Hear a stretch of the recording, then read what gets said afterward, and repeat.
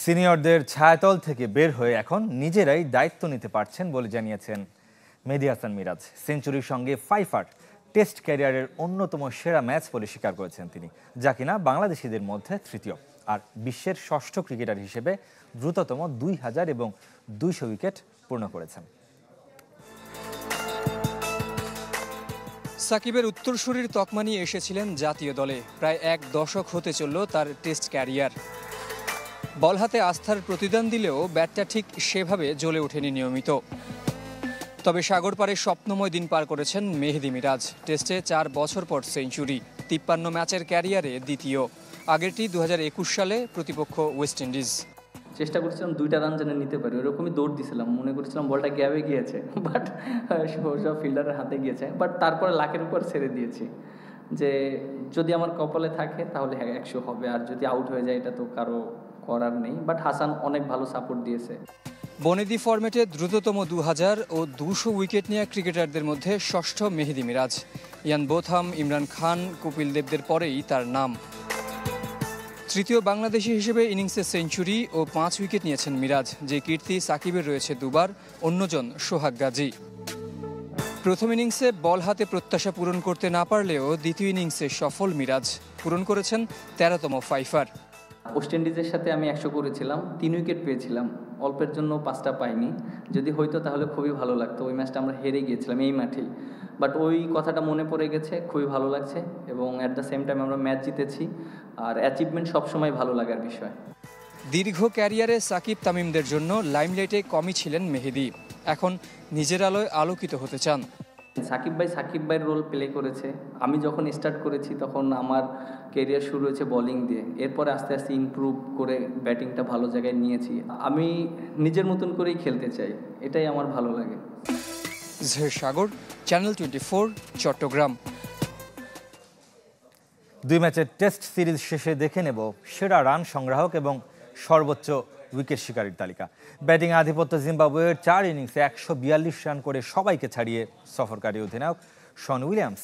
4 run কম নিয়ে Brian Bennett 2 নম্বরে, 3 আর 4 নম্বরে থাকা মমিনুল হক আর সাদমান ইসলামের রান সমান 136। 5 নম্বরে আছেন বেন কারেম। বোলারদের তালিকায় শীর্ষে মেহেদী হাসান মিরাজ। 4 ইনিংসের 3টিতেই ফায়ার আছে।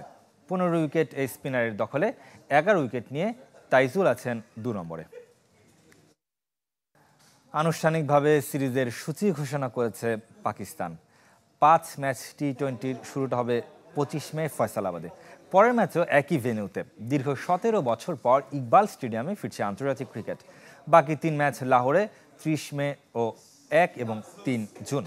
এই সিরিজের শুরুতে 3 ওয়ানডে এবং 2 টি-20 কথা থাকলেও 2 বোর্ডের সম্মতিতে 5 টি-20তে রূপ নেয়। এদিকে পাকিস্তান সফরে যাওয়ার আগে 2টি টি-20 ম্যাচ খেলতে আরব আমিরাত যাবে বাংলাদেশ দল। 18 এবং 20 মে হবে 2 ম্যাচ। আবুধাবিকে সম্ভাব্য ভেন্যু হিসেবে বেছে নিয়েছে 2 দেশ।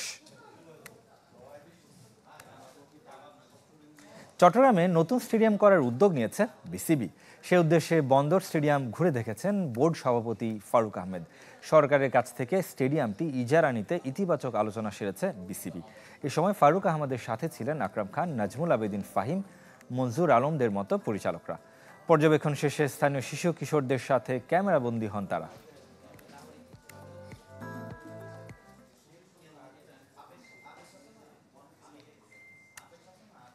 2019 আর 25 এক নয়।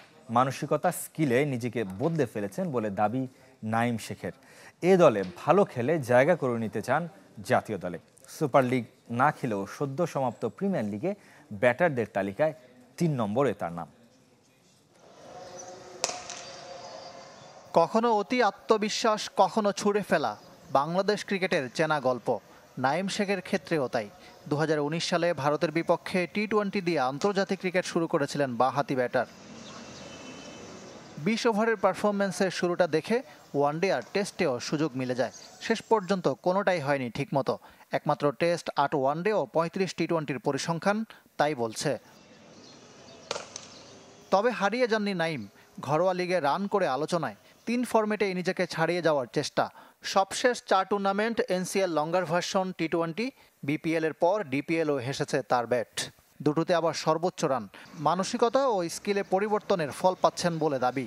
আগে হয়তো স্পিন বলে স্ট্রাগল করে হয়তো রান করতে হতো, এখন ওই জায়গাটা ইমপ্রুভ করার চেষ্টা করছি যে কিভাবে ডোমিনেট করে খেলা যায়। আগে নেগেটিভ জিনিস আমি অত বেশি অ্যাকসেপ্ট করতে পারতাম না, ভালো খারাপ হয়তো ভালো জিনিস হলে অনেক খুশি হতাম, নেগেটিভ জিনিস দেখলে অনেক ডাউন থাকতাম। তো সব কিছু অ্যাকসেপ্ট করে নিয়ে আপনার পরিপূর্ণতা তখনই আপনার ভিতরে আসবে যখন আপনি সব কিছু অ্যাকসেপ্ট করে নিতে পারবেন।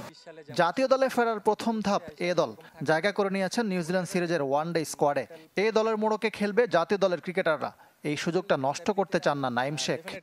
ন্যাশনাল টিমের জন্য প্রিপেয়ার্ড হচ্ছি দেখেই তো ভালো করতে পারছি। ডোমেস্টিকে যদি আপনি ডোমিনেট করে না খেলতে পারেন তাহলে তো ইন্টারন্যাশনাল আপনার জন্য অনেক ডিফিকাল্ট হবে। আইপিএলে 14 বছর বয়সী বৈভব সূর্যবংশীর ব্যাটিংয়ে মুগ্ধ নাইম শেখ। প্রত্যেকটা প্লেয়ারের কাছে আমরা শিখতে পারি, ডেফিনেটলি অনেক ভালো ব্যাটিং করছে যেহেতু দেখছি। ইকরাম হুসাইন, চ্যানেল 24, ঢাকা।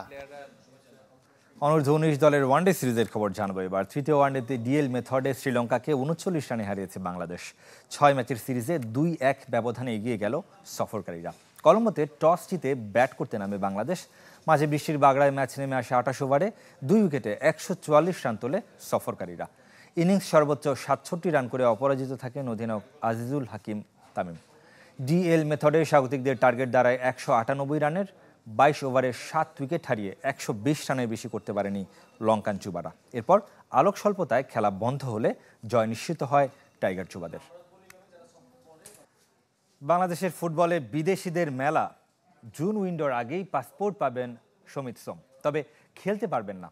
কানাডার জার্সিতে আগে খেলায় থাকতে হবে ফিফার অনুমতির অপেক্ষায়। তবে কিউবা মিচেলের ক্ষেত্রে সম্ভাবনাটা একটু বেশি, ইংল্যান্ডের হয়ে না খেলায়। আর ফাহমিদুলের সিদ্ধান্ত সম্পূর্ণ কোচের ওপর। কিউবা মিচেল বাংলাদেশে আসছেন সবার জানা, তবে কবে লাল সবুজ জার্সিতে খেলবেন সেটাও অজানা। জুনে সিঙ্গাপুরের বিপক্ষে তাকে পেতে কাজ করছে ফুটবল ফেডারেশন। সমিত সোম কানাডা জাতীয় দলে খেলায় প্রয়োজন ফিফার ছাড়পত্র, কিন্তু মিচেলের ক্ষেত্রে নেই সেই প্রয়োজনীয়তা। যেহেতু নানানি বাংলাদেশি, প্রথমত নানানির বাংলাদেশি জন্ম নিবন্ধন থাকতে হবে, তারপর তার মার বাংলাদেশি জন্ম নিবন্ধন, তারপরে মিউচুয়ালের বাংলাদেশি জন্ম নিবন্ধন এনআইডি থাকতে হবে, দেন পাসপোর্ট প্রক্রিয়া। তো অনেকটুকু আমরা হাতে পেয়েছি, বাকি কাজটুকু আমরা খুব আশা করছি খুব অল্প সময়ের মধ্যে পাবো। 5 জুনের মধ্যে বাংলাদেশ পাসপোর্ট পাওয়ার সম্ভাবনা আছে সমিত সোমের। এরপর প্রক্রিয়া মেনে হবে বাকি কাজ। ফাহমিদুলকে নিয়েও দীর্ঘ পথ পাড়ি দিতে চায় বাফুফে। তার খেলার ভিডিও দেখে মনে ধরেছে জাতীয় দল ব্যবস্থাপনা কমিটির। তবুও জুনে তিনি খেলবেন কিনা নির্ভর করছে কোচের উপরই। ফাহমিদুলের কিন্তু পাসপোর্ট আছে, তার খেলতে কিন্তু কোনো বাধা নেই। পুরোটাই নির্ভর করছে আসলে কোচের উপর। কোচ যদি তার যোগ্য মনে করে তাহলে বাংলাদেশ টিমে হয়তো তাকে ডাকবে। তবে আমাদের কাছে যতটুকু মনে হচ্ছে তার ভিডিওটিতে ফাহমিদুল কিন্তু খেলার মানসম্পন্ন প্লেয়ার। 5 জুন সুদানের সাথে প্রস্তুতি ম্যাচ খেলার কথা বাংলাদেশের।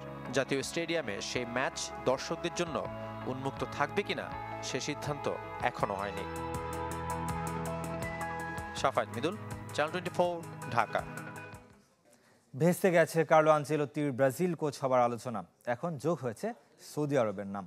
স্প্যানিশ গণমাধ্যম মার্কা জানিয়েছে লন্ডনে ব্রাজিল ফুটবল কনফেডারেশনের সাথে চুক্তি করার কথা থাকলেও না করেই ফিরেছেন আনচেলত্তি।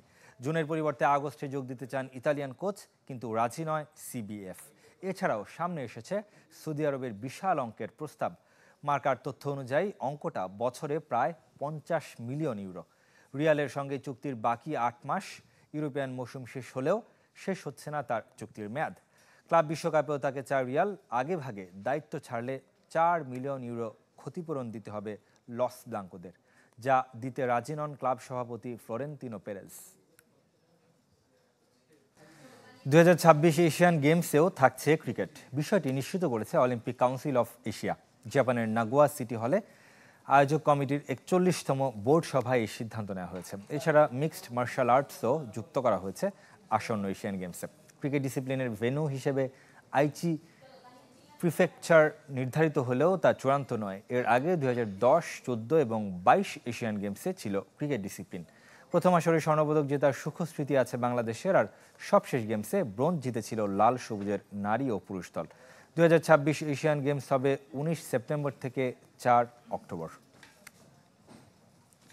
এরই সাথে শেষ করব কুল স্পোর্টস 24 খেলার সব আপডেট ও রিপোর্টগুলো দেখতে ভিজিট করুন facebook.com/sports24 টিম এই পেজে।